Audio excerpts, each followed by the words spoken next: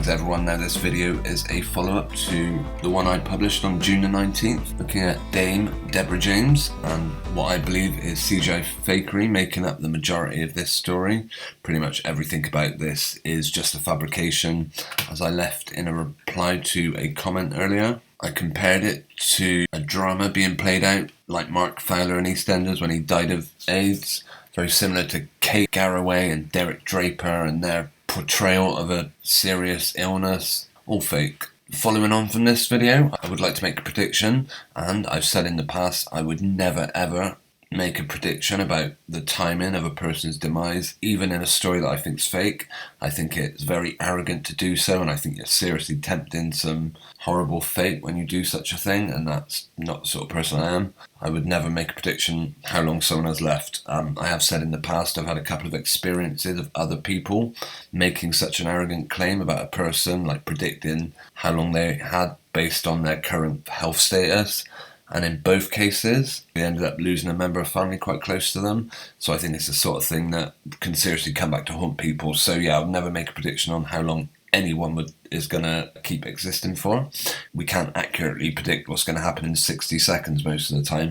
With that in mind, I am going to make a prediction on what we're going to see when the mainstream, or when whoever's creating this story about Deborah James, when they decide that they're going to play out her passing, what are we going to see? The same thing we see in pretty much every high-profile death. We will witness a funeral being announced and taking place very quickly, like literally a couple of days.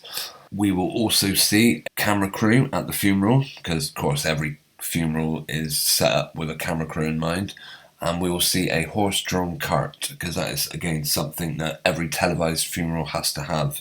And that is all this is. Mark Fowler, Martin Hett, Azalea Kane, that Tory MP, David Amos, all of them ended up having televised funerals, or camera crews, reporters at their funeral, and all of them had horse-drawn carts, because that's just part of the fairy tale. It's just part of the made-up story that they present to us. Perhaps I'll play it out differently on this occasion, but yeah, don't be too surprised if you see the passing of Deborah James being presented on every single UK-based news outlet.